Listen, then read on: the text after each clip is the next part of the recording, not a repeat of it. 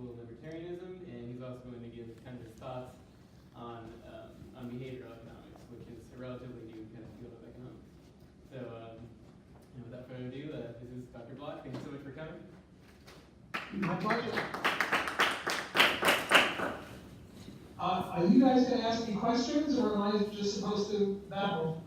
We definitely have follow-up questions if you could give us a basis on what you see the relationship of libertarianism and economics is, and then we'll also have follow-up questions on what your thoughts are on behavioral economics in the Austrian School of Thought. Okay, fine. Let me talk about libertarianism first, then I'll talk about Austrian economics, and then I'll talk about the relationship between them. Thank you. And then we can go on from there. Well, libertarianism is a normative discipline.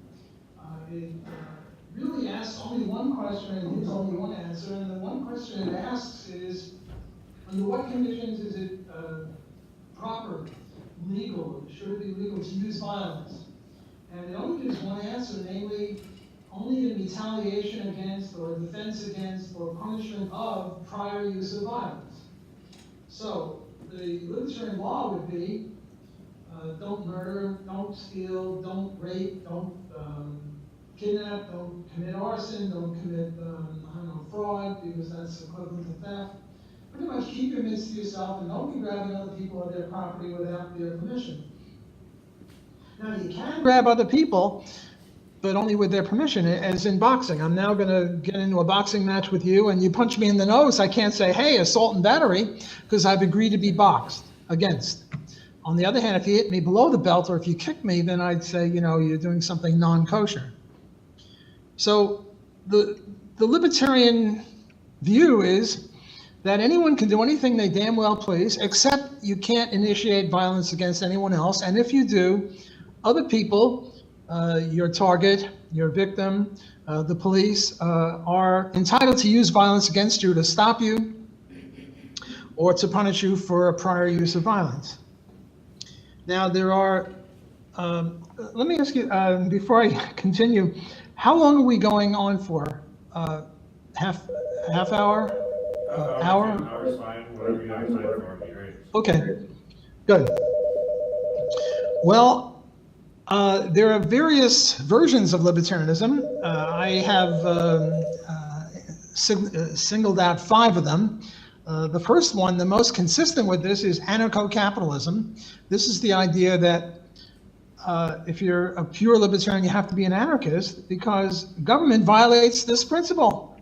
Government tells you, pay taxes. And taxes are coercive payments. You know, like, David, if I were to say, give me $5, and I don't mean, you know, please give me $5 or lend it to me, but give it to me or I'll shoot you. Well, you see, the government doesn't shoot you right off. They'll send you a nice little letter. Hey, did you forget to pay your tax? We really need the money.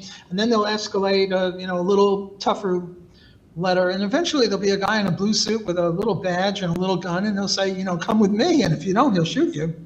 So taxes are a violation of the libertarian principle. So therefore, the highest version of libertarianism is anarcho-capitalism. The second highest, and the person most associated with that would be Murray Rothbard, and maybe Hans Hoppe and myself and other people who are associated with that. The second highest view would be minarchism, or minimal government libertarianism. The people most associated with that would be Ayn Rand and Robert Nozick. And here, the government has one mandate, and that's to protect people against violence. And to that end, it needs armies to keep foreign bad guys off of us, not to go and make the world safe for democracy or to export democracy, courts to determine who the good guys and the bad guys are, and police to keep the bad guys, local bad guys, off of us, and not to, prohibit drugs or sex between consenting adults or anything else like that. The third highest level, I think, would be constitutionalism. Whatever the Constitution says is good.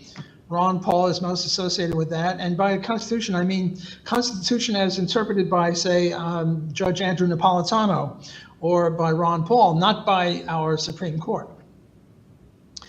And the fourth level of libertarianism would be classical liberalism, and the people most associated with that would be Hayek and Friedman. They're the most famous ones. And here they are free enterprises, but they allow for government, and they allow for government to do a lot more than armies, courts, and police, neighborhood effects, and all sorts of other things. And then the fifth highest level of libertarianism I call, what do I call it? Thick libertarianism, where these people are sort of libertarians, but they add other things beside the non-aggression principle, like being nice or not discriminating against people. See, there are really three axioms of libertarianism. One is the non-aggression principle. Two is private property rights based on homesteading, because you have to have private property rights because, David, you have a nice watch on your wrist, I see, and I'm going to come over and grab it. Am I a criminal? Well, it depends on who owns that watch. If you stole it from me yesterday, well, I'm just repossessing my property. Give it back to me, you rotten kid.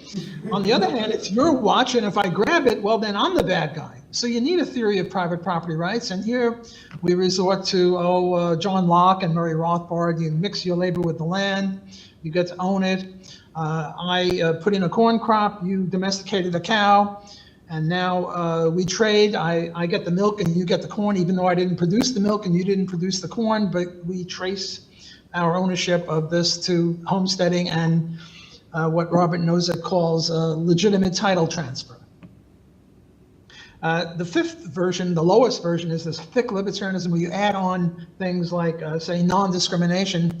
And the third element after the non-aggression principle and private property rights is free association. No one should associate with anyone against his will.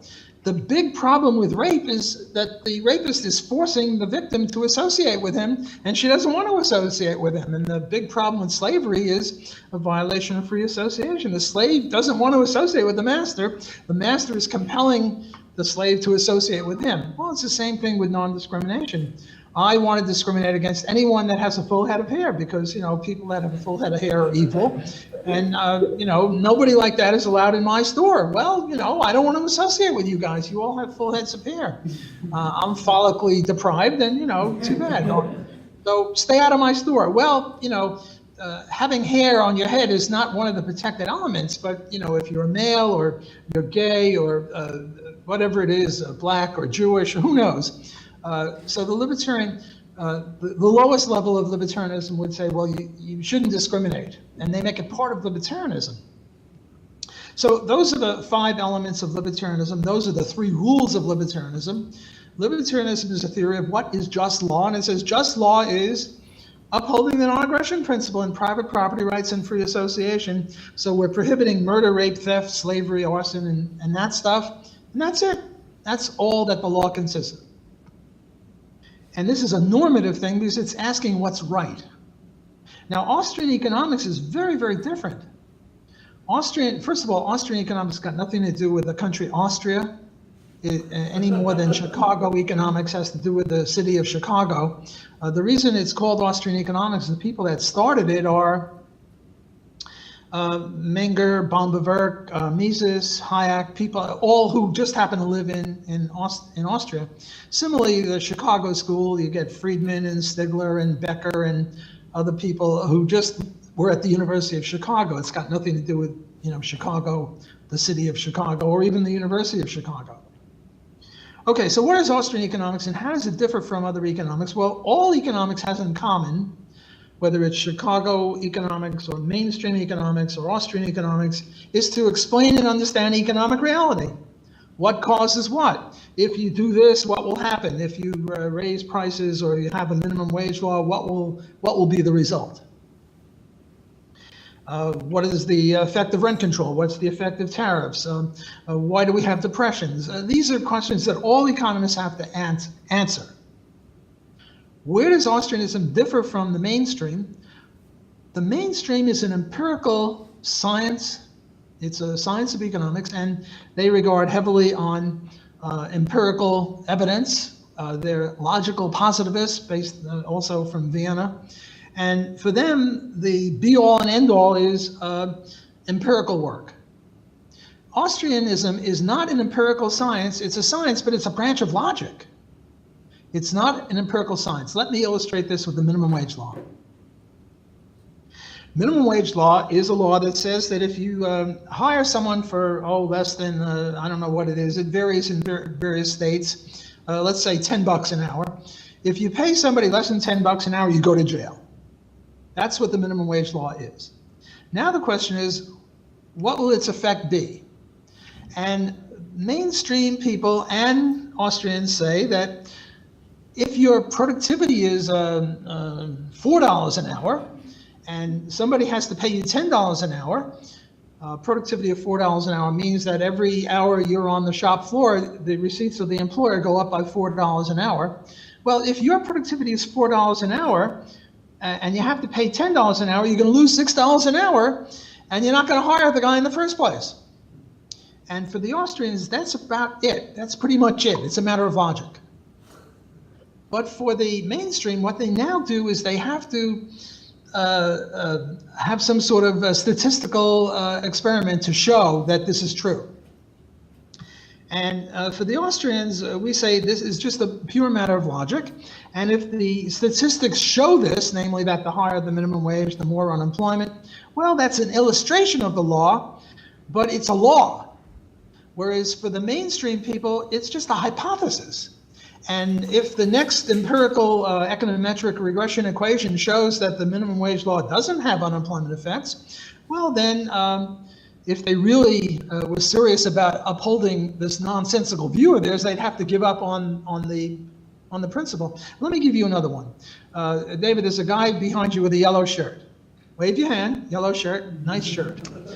I now offer you $20 for that shirt. And let's suppose you agree. No, you don't have to take it off. You don't have to take it off.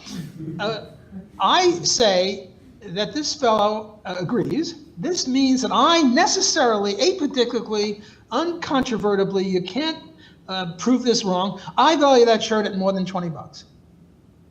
And this guy values the $20 at more than the shirt. Now, it might be that he doesn't really value the $20. He just thinks I'm going to give him an A in the class. Which I'm not, because it's not my class. So we don't know what's on his mind. All we know is there's something about that $20 that I offered him for that shirt, whether it's maybe he thinks I'll be his best friend, who knows. But there's something about that $20 that he values more, and there's something about that yellow shirt that I value more. Now, how are you going to test this? You can't test this. If you understand the English language, you know that it's necessarily true that if we make this trade, a voluntary trade, that I value what I'm receiving more than what I'm getting, and he values what he's receiving, the $20, more than what he's getting. That's it. Whereas for the mainstream, they would say, well, Austrian is a cult. Austrian is a religion, because we don't subject this to empirical analysis. I said, what kind of empirical analysis? Analysis schmalinus. There's no empirical analysis that can determine whether this is true or not. If I come up with some cockamamie experiment and it proves that yes, I value the shirt more than $20, he values the $20 more than the shirt, well then okay, it illustrates the principle. But if it denies it, well then there's something wrong with the test, because we know what the truth is. Because Austrian economics is a branch of logic, and I've just given you what I regard as a logical explanation of this trade or this purchase of the shirt for $20. Okay, so you can now see that I've talked about Austrian economics a little bit, I've talked about libertarianism a little bit, and never the twain shall meet. The two are very, very different. Now, it just so happens that virtually every Austrian economist I know happens to be a libertarian, but he need not be. My understanding is that in the early days of Austrian economics, during the Nazi period, there were Austrian economists who were Nazis, which means that they were Austrian economists, but they certainly weren't libertarians, because Nazism a little weak on liberty. They use violence against people. So there's no contradiction between being an Austrian Nazi, because they're two different levels of discourse. Look, I can be an Austrian baseball player and an Austrian football player. There's no connection between which sport I like and what economics I like, any more than there is between which economics I like and which political philosophy I like. So there's no logical connection between the two. However, there sort of is a bit of a connection because we have to, we're social scientists. We have to explain and understand social science reality. We have to explain and understand why it is that virtually every Austrian nowadays is a libertarian. And the answer is it sort of inclines you in a libertarian direction, because Austrian economic analysis of the business cycle theory is that it's government that caused it. Austrian analysis of the housing problems is the government that caused it. Austrian analysis of pretty much anything is that government caused it. So you can see how, you're sort of inclined in that direction. Okay, now the third thing you asked me to talk about was behavioral economics. Yes. In addition to Austrian economics and libertarianism. Behavioral economics is not really economics. It has a normative and a positive element. The positive element is unobjectionable from an Austrian point of view. The positive element is, why is it that I like that yellow shirt? Why is it that this young man behind you likes my $20 more than the yellow shirt? Namely, it's a branch of psychology. It's an attempt to understand why people, some people like vanilla ice cream, some people like chocolate ice cream. Why? And I'm not, as an economist, I'm not really interested in that. What I do is I start with the fact that he likes the $20 more than the shirt, and I like the shirt more than $20. And now I say, let's deduce from that. That's the major premise. Whereas the behavioral economists, in their positive element, try to find out, what's in his brain, what's in my brain, why I have a childhood, a mother, who knows? So I'm not that interested. I mean, I'm interested in all scientific elements, and I'm sort of interested in that, but I'm interested in astronomy, I'm interested in chemistry, I'm interested in a lot of things. And that's one of them. Why is it that people have certain tastes? And it's sort of psychology. And it's very useful for marketing. If you put the thing on the shelf this high, more people will buy it than if they have to reach low or reach high. And if you color the carton red, people will buy it more than if you color it blue. And they do research like that. And, God bless them. And, if that's what they want to do, I have no objection. I'm not that interested, but a little interested. Okay, so much for the positive element. By positive, I mean non-ethical, sort of amoral, not immoral. This is not immoral, but it's amoral. It's a study like, what's the best food for health? Well, you should eat your green vegetables and don't eat so much cake and whatever. Now, let's talk about the normative element of behavioral science. And here it's evil, because it's contrary to libertarianism, and I look at libertarianism as the be-all and end-all of ethical, moral practices. And what these guys are trying to do is nudge, N-U-D-G-E, nudge you in a certain way. So what they say is, put the desserts in the lower shelf or in the higher shelf where you can't reach it, and put the green vegetables right here, so that people will eat better. Now, if you're a parent and you want to nudge your kid to eat, fine, what the heck? Parents and children are different. You can use violence against children. If the baby who's 2 years old doesn't want to get diapered, you hold the baby down and you diaper him. This is not child abuse. Look, some of you might have adult diapers, and if I held you down and changed the diaper against your will, I would be in assault and battery. But for children, it's okay. So for children, it's okay to nudge them to, eat good stuff, or you can only have dessert after you eat your vegetables and whatever it is. But now we're talking about adults. They're trying to nudge adults to be healthy or not smoke or this or that. And who the hell are they? Where did they come up with the right to tell us to compel us? Namely, they're going to use government money, and they're going to push us. They're going to pass laws that the grocer has to have the good food over here and the bad food over there. The restaurant can't put the smorgasbord. They can't put the pies up front. They have to put the pies back there. Well, that's just a violation of rights. So that would be the third thing that you asked me about, namely behavioral economics. And I've now talked about libertarianism, Austrian economics, mainstream economics, and behavioral economics. So I guess I'm finished with my assignment. And Okay, let me ask you guys a question before you ask me questions. sure. Yeah. Classroom or looks? Sorry, you're cutting out a I'm little sorry, bit. I can't hear you now. It's cutting out a little bit. Can you hear us now? I hear you. Okay. So what was your question? Is this a university? Yeah, it's a state school in Orange County, California, about 20 minutes outside LA. What school is it? Cal State Fullerton? Ah, okay. And are you a class or an economics club or a libertarian club or? We're an economics club, but some of the political science professors also emailed out our flyer, so there's a mix of us. I see. So you all look around the age of students? You all students? Are there any professors in the group? It's all students. Yeah. All students. Unfortunately, our professor Okay, wants to talk with the other guy. I was just curious. Okay, so now please feel free to ask me questions if you'd like. Yeah, could I ask you a follow-up for the behavioral one?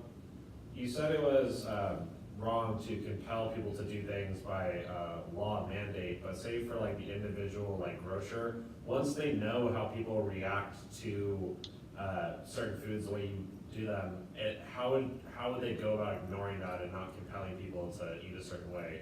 Or would they just be best off trying to maximize profit for that kind of thing?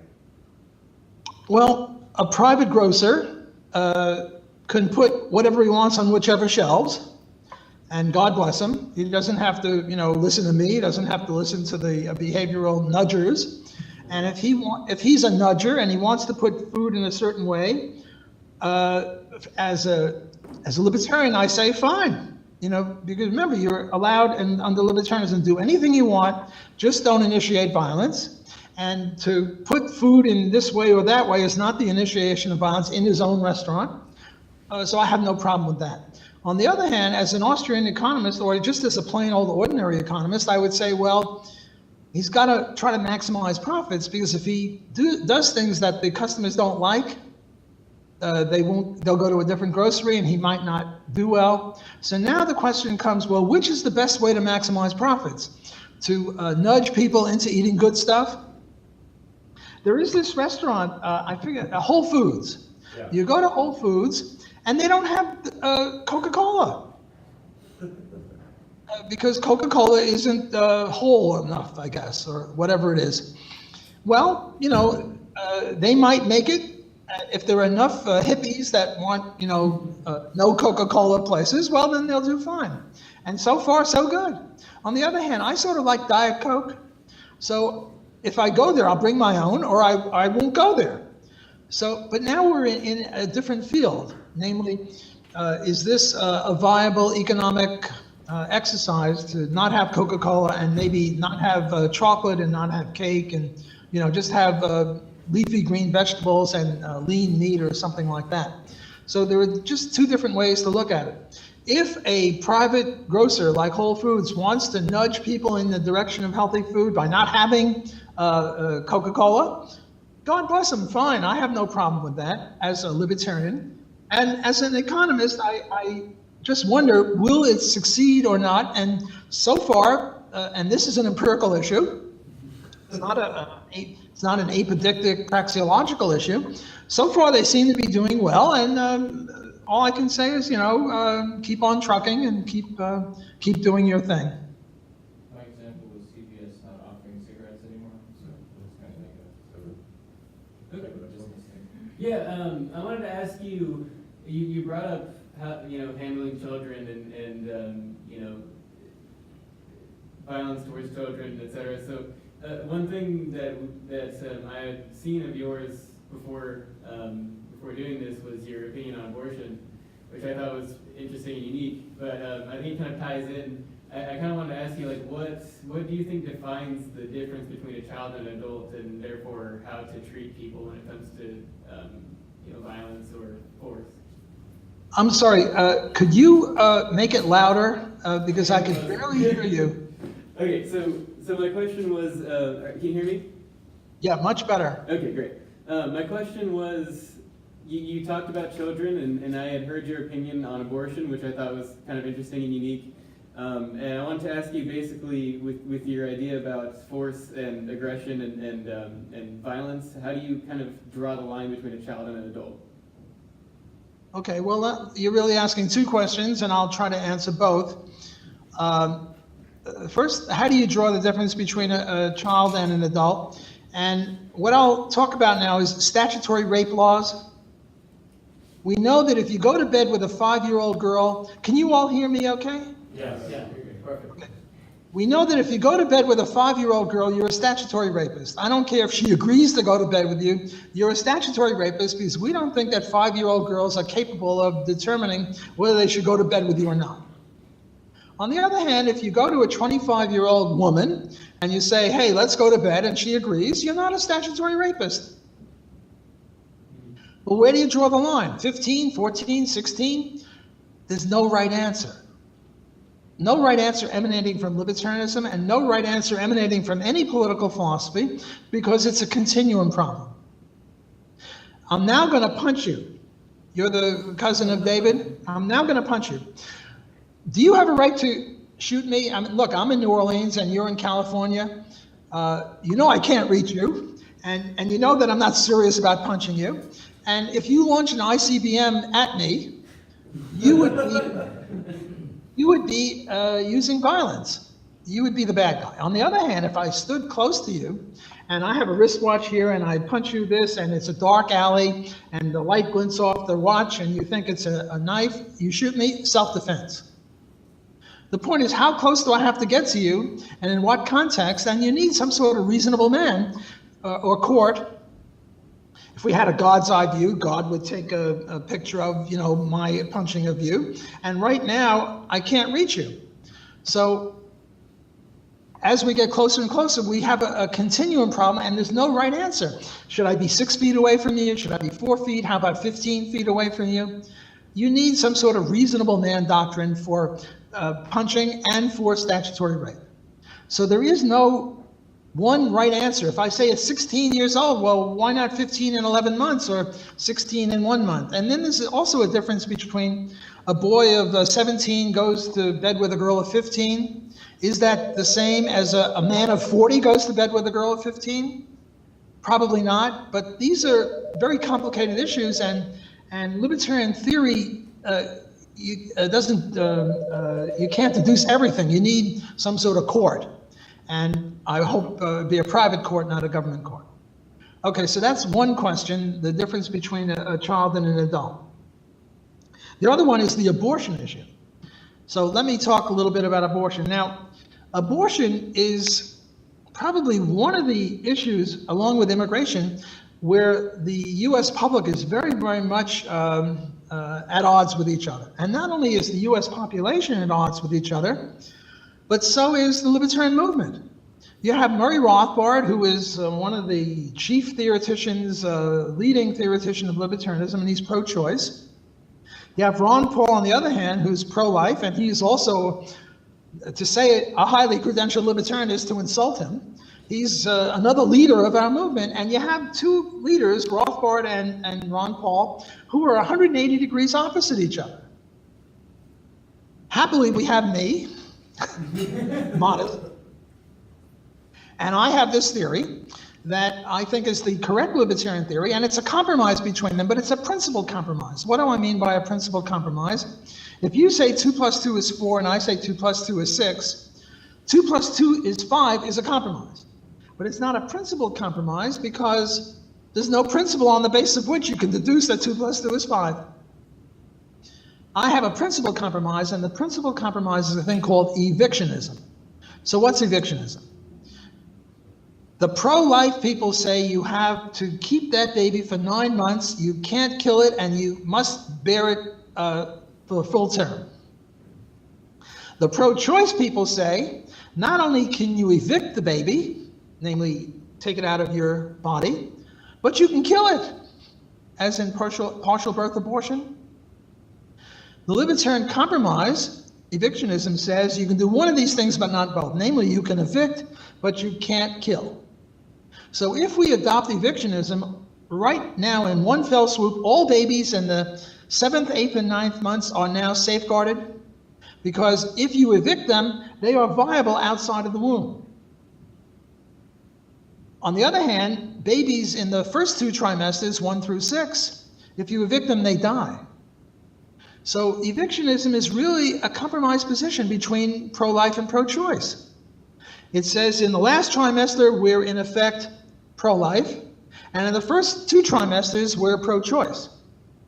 But by the way, as medical technology improves, the differentiation point between alive eviction and dead eviction will move in the direction of earlier and earlier. Namely, you know that in 10 or 20 years from now, babies in the 6th month will be viable outside the womb. You know that in 500 years, all babies will be viable.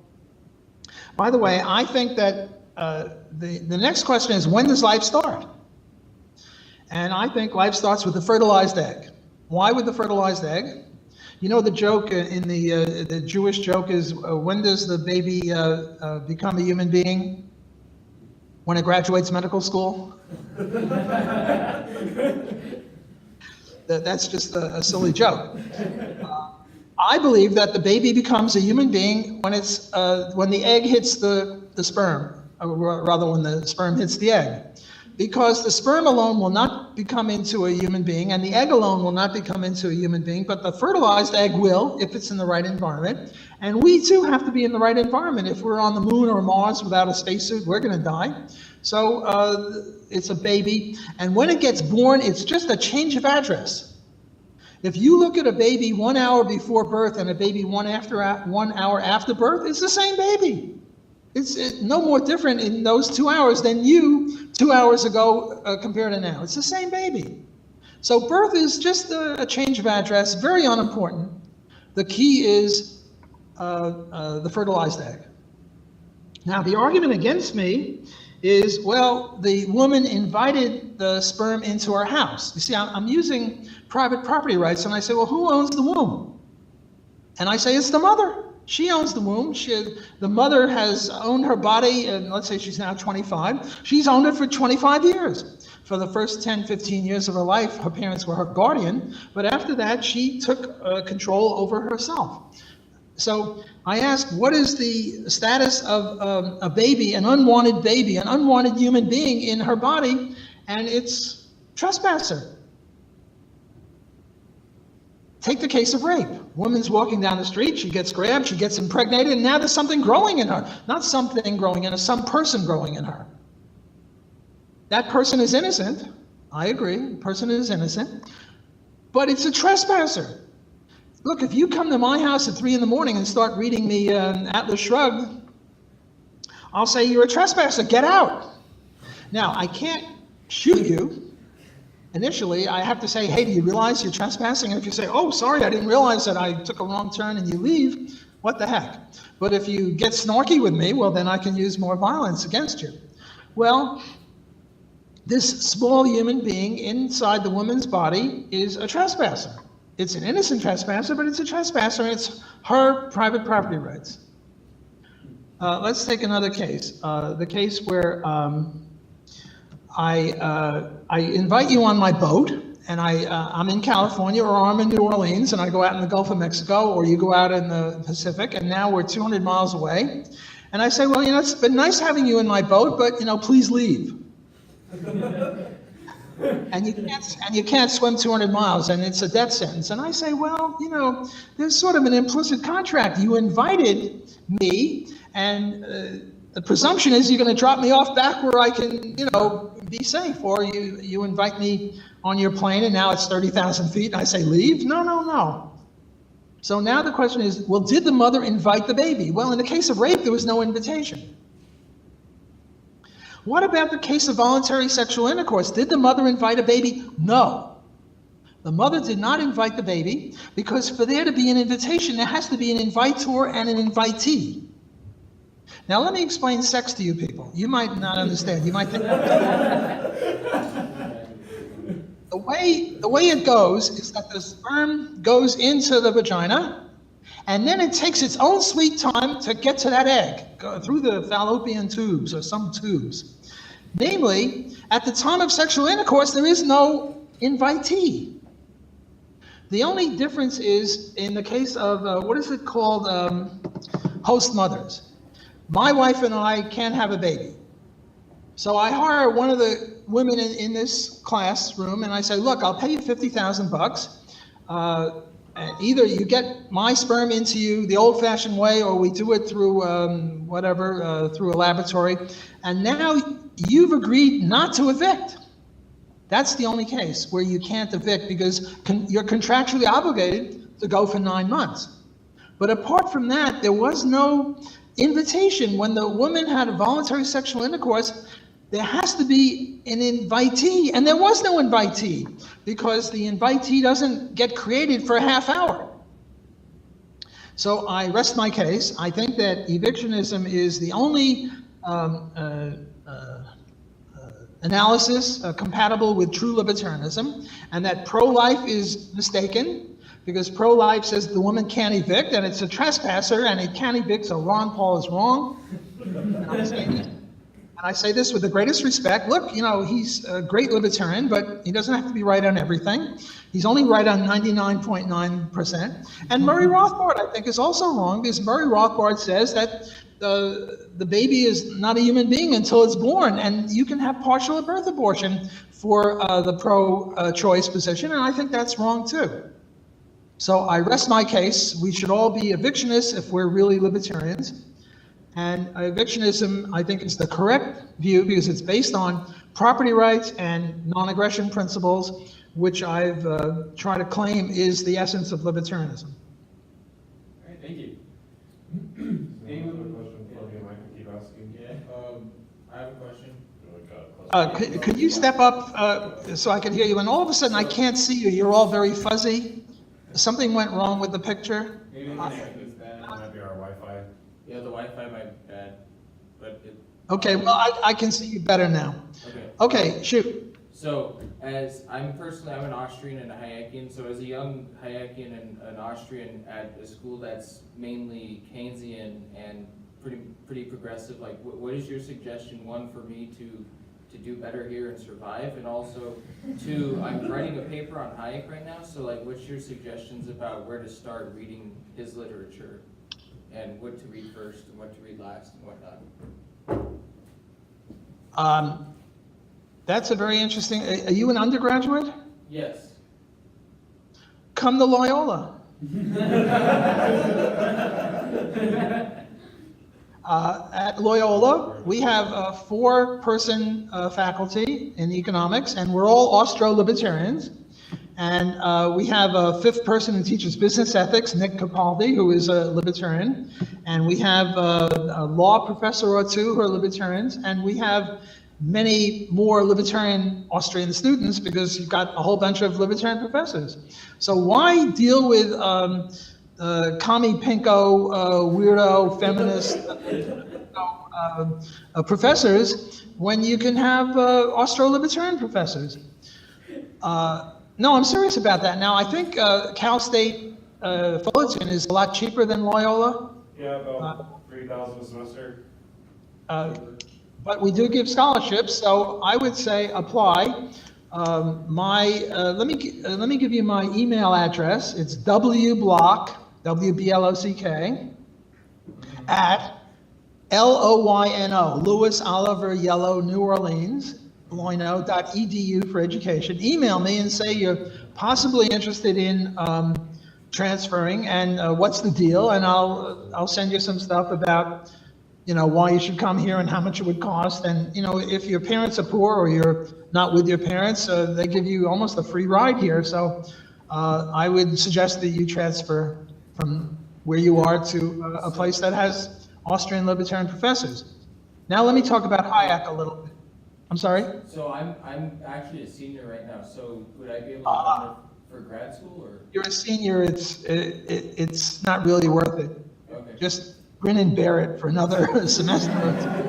Do you guys have a grad school, Dr. Block? We don't have a grad school. Okay. But if you're interested in Austrian grad school, I recommend George Mason and Texas Tech in the US, and I recommend a whole bunch of places in Europe that are pretty good. Again, email me and say you're thinking of going to graduate school and you're interested in Hayek or something like that, Mises, Rothbard, and I can give you some good advice. Now, with regard to Hayek, remember I put Hayek in the 4th level. Remember that there was anarchist, minarchist, constitutionalist, and then classical liberal. Hayek was not really a libertarian. Well, he was sort of vaguely a libertarian. He was a libertarian by, if you're an open, big tent kind of guy, as I am. Wait, I have a picture of me playing chess with Hayek. I beat him, but it's too high up on my wall, so I can't bring it here. I have not the greatest respect for Hayek as a libertarian. He's in the 4th level from the top. He's not that good. He makes a lot of compromises. If you look at his The Road to Serfdom and Law, Legislation, and Liberty, and many of his other books that are not on economics, he's really giving away the store. He's making all sorts of compromises with statism. Now, as an Austrian economist, I think he is excellent. I think he is exquisite. His critique of the Keynesian stuff, his contribution to knowledge is magnificent. His analysis of the business cycle is excellent. I do have an article criticizing him for the use of the Hayekian triangle. So if you're interested in that, just email me and say Hayekian triangle, and I'll send you the article. So, but that's just a technique. I don't like the technique of the triangle, but I like his analysis of the Austrian business cycle. He is a proper student of von Mises, who started this pretty much. So I give a sort of a B+ to Hayek, or B- or whatever it is. As an Austrian, a C+, and as a libertarian, a C+, and as an Austrian, an A-. I'm a fan of Hayek. He wrote this magnificent thing. Let me read it to you. Here is my book, Defending the Undefendable. Oh, yeah. I wrote this when I was around 30 years old, and here's what Hayek said about the book. He sort of compared me to Mises, which is ridiculous. He said, looking through Defending the Undefendable made me feel that I was once more exposed to the shock therapy by which, more than 50 years ago, the late Ludwig von Mises converted me to a consistent free market position. Even now, I am occasionally at first incredulous and feel that this is going too far, but usually find in the end that you were right. This is a letter to me that I used for the book. Some may find it too strong a medicine, but it will still do them good even if they hate it. A real understanding of economics demands that one disabuses oneself of many dear prejudices and illusions.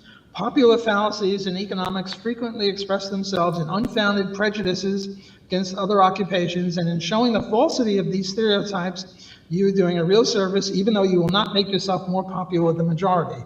That's for sure. We actually used that quote on the flyer. I'm sorry? We actually used that quote on the flyer. Use that quote where? We used it on the flyer for your talk. Book, yeah. So, now I wrote a blistering attack on his Road to Serfdom, and I got into a bit of a debate with Milton Friedman on that. Friedman defended Hayek, and then I wrote stuff attacking his Hayekian triangle, and I wrote a footnote saying, it's sort of like I'm biting the hand that feeds me. I mean, here's a very famous guy, Hayek, who won the Nobel Prize in economics, and little pipsqueak me is criticizing him, and don't I have any sense of appropriateness? And my answer was, I encourage my students to criticize me. There's nothing wrong with criticizing people that you revere. And I revere Hayek, and I revere Murray Rothbard, and I revere Ron Paul, and all these guys, Mises. And yet I've written things criticizing them. I don't really want to write anything criticizing Galbraith or Marx. It's sort of like shooting fish in a barrel. I'd rather, try to improve Hayek or improve Mises or improve Rothbard or something like that. And I encourage my students to criticize me. I think, the only way we're going to get to the truth with a capital T is if people are free to criticize others. And nowadays what you have, I'm sure it's true in your school as everywhere else, you have these snowflakes and these people who won't allow conservative or libertarian speakers to speak, Milo Yiannopoulos and Ann Coulter. And even I was once invited to speak at a university in New Jersey, and they looked me up on Google and they found out that I supposedly favored slavery. At least the New York Times said that. And they said that, if I show up, they'll make sure I don't speak. So I was disinvited. So my career was made because now I was disinvited too. But this is horrible. I mean, if you can't, John Stuart Mill said, if you don't know the other side, you don't really know your own side, because your side is defined in opposition to the other side. So I think it's very important to be open and critical of each other. And, if you're wrong, you admit it. No big deal. We're all imperfect human beings. And, there are 2 or 3 times in this Hayekian triangle, I criticized a whole bunch of people. That is, me and my co-author criticized a whole bunch of people for using the Hayekian triangle. And guess who was one of them? Me.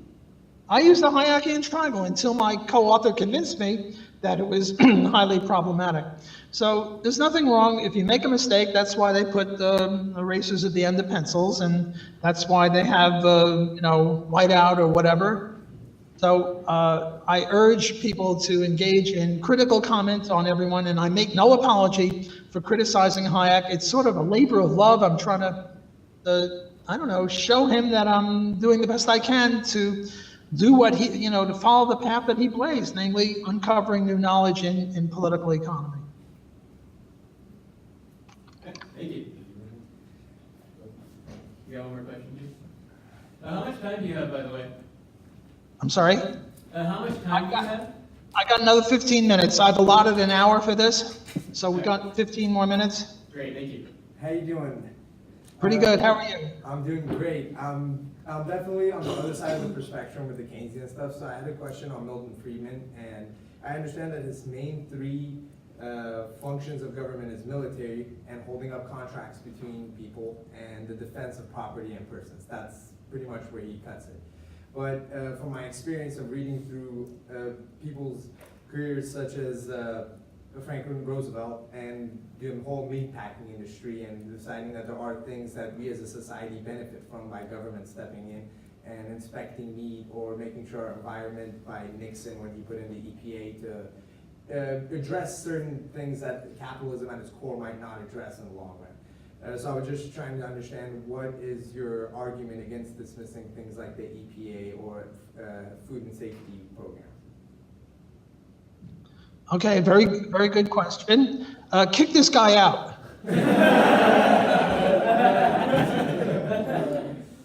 No, I'm glad you laugh when I say it. That's the way some people would be. When you ask them a tough question, they don't want to answer, and I'll be happy to answer your questions, eminently reasonable questions. There's a guy named Gabriel Kolko, K-O-L-K-O, Gabriel Kolko. He wrote a book called The Triumph of Conservatism, and he goes over the Meat Inspection Acts. And what he says is that the Meat Inspection Acts were, there are several theories. There are 3 theories. One, not only the Meat Inspection Acts, but the Pure Food and Drug Act, the EPA, the FDA, all these regulatory groups. There are 3 theories. One theory is that business is evil and wants to exploit the customer and doesn't give a rat's rear end about the customer and wants to cut corners, and if they poison or undermine the customers, too bad on the customers. And we need the all-loving government to come in and step in and make sure that the capitalist pig respects the consumer. That's the usual theory that most high school teachers teach. George Stigler, a Chicago economist, had this thing called capture theory. And what's capture theory? Capture theory is you start the EPA or the Pure Food and Drug, the FDA, whatever the regulatory bureau is, and they start out like this. But then what happens is that the business captures the regulators. Because if you're a regulator, you're making, $30,000 a year. And what happens if you're a good regulator is you try to get a job in the company that you've been regulating. and you get 60,000 a year. And then you go back to being a regulator at a much higher level, and you make 90,000 a year, and then you become the vice president of the pharmaceutical company, and you make 3 million a year. And this incestuous back and forth between them is a way that the company captures the regulatory bureau.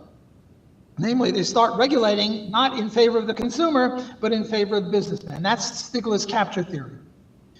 Kolko and Murray Rothbard have a much more radical analysis of this, and their view is that the reason you have these things in the first place is because the large pharmaceutical companies, or the large Swift and Amour meatpacking companies, were losing market share to the smaller competitors. And they kept losing and losing, and finally they come up with this ingenious idea: let's get a FDA. And who's going to be staffing the FDA? Our people. And we're going to make everyone fill out all sorts of forms. And we big companies have economies of scale in filling out forms. And what happens is that this is a way that they outcompete the smaller firms. Look, take the FDA. There was this drug, what was the name of that drug for pregnant women? Thalidomide.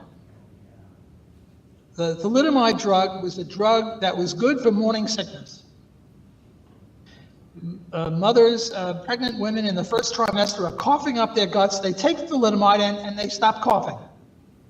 But does anyone know what happened with thalidomide? You had birth defects. Kids born with 2 heads or no head or 3 arms or 5 arms or 1 arm. Now, the market solution to this is you don't have the government inspecting pure food and drugs. What you do is you have private certification agencies doing it. The Acme Agency, the Harvard Medical School, you, me, and we compete.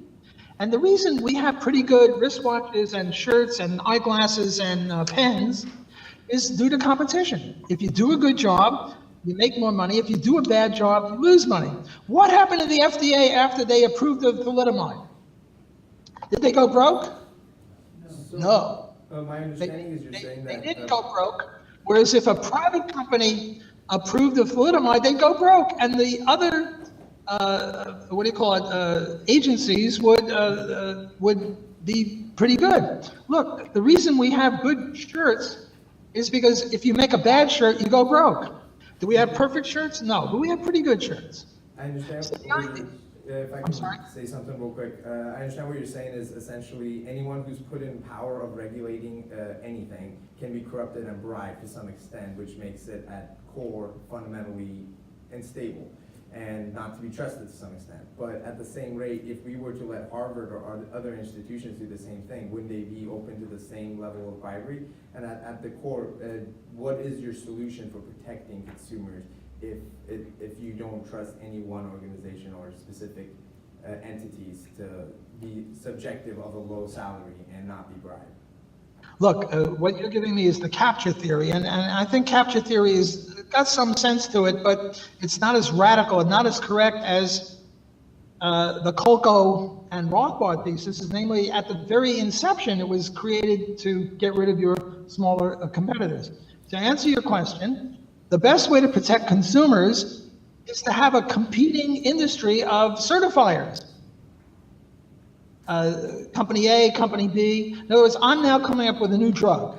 And I go to Company A and I say, hey, Company A, will you please certify this? And Company A does tests and says, okay, Block's new medicine is good. If it's not, they go broke. And then Company B and C and D do better. Let me give you one more example of that. About 35,000 people die on highways and streets. And now they're talking about gun control. Only about 10,000 people die from gunshot. Why do so many people die on the roads? So many people die on the roads, and I have a book out on this. Let me see if I can find it. I can't find it. Here it is. It's the privatization of roads and highways. The reason so many people die on the roads is because we have one set of rules of the roads emanating from Washington, D.C. Minimum on the highway is 40, maximum is 70. Most people do 75. If we had competing road owners, maybe on my road, what I would say is everyone in the right-hand lane has to do 55, middle 70, and the left lane 85. Somebody else would say, no, no, no, it should be 50, 60, and 70. Namely, we would have different rules of the road, and then we'd see which rules of the road reduce deaths the most. See, the FDA is one rule. And the really vicious, you get the point? Namely, if we had different highway owners trying different things and we saw which one succeeded more and which one less, namely the same rule we have for shirts and pens and everything else, namely competition, we'd have fewer deaths. The really vicious thing about the FDA is this right to try law that they're now coming up with. Like if you're in the last stage of terminal cancer, these bastards won't let you try some experimental drug because they haven't approved of it yet. I mean, that's heinous. So to answer your question, briefly, the best way to protect consumers is the free enterprise system, not socialism.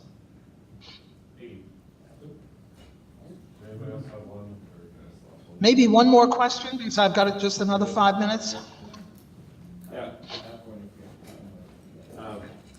So as David mentioned before, we have a lot of Keynesian economists here that's strictly focused on GDP growth in terms of macro. And I know government spending is a part of that, and it seems kind of counterintuitive that the more government we spend, the better, the more spending we do in government, the better we do because of how inefficient they are. Could you give me your thoughts on the counterpoints of the Austrian savings? Because we don't have any teachers that teach that here. Yeah, the Austrian business cycle theory is very different. The Austrian business cycle theory is very different than the Keynesian. The Keynesian is a macro theory of the business cycle. The Austrian is a micro theory of the business cycle.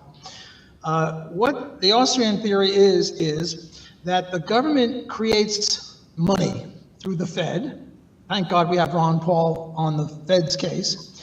And this lowers the interest rate below the level that it otherwise would have been. For the Keynesians, they hardly even mention the interest rate. Well, when you lower the interest rate,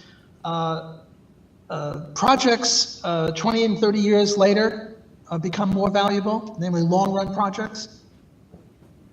And, it's interesting that in the business cycle, it's not the consumer goods industries that suffer, it's the producer goods industry, the heavy steel and aluminum and cement and the heavy stuff, like oak trees take 100 years to grow. Whereas the Keynesians don't ever explain this. Why should the consumer goods industry just oscillate slightly, whereas the other oscillate very heavily? And it's all because of the interest rate. The government lowers the interest rate below the level it should have been, below the level it would have been, based on the time preferences of the public. It artificially encourages excessive production in long-range industries and not in short-range industries, and it keeps doing it and keeps doing it. And eventually, the desires of the people is not for such heavy industry, because what you need is an ideal allocation between short run and long run. And what they do is bias it toward the long run against the short run, and this is unviable. And eventually, it has to stop, and when it stops, it's a depression. And from the Austrian point of view, the depression is good. It's sort of like, think of a drunkard. He gets drunk at night, and in the morning, he's throwing up. Well, the throwing up is good. He's getting rid of the poisons. Whereas the way the Keynesians see it is what must be avoided at all costs is depression or lowering prices, deflation. And from the Austrian point of view, the bad thing is getting drunk the night before. The bad thing is the boom. So we have it just the opposite of the Keynesians. The Keynesians think the boom is good and the bust is bad. We say the bust is good and the boom is bad.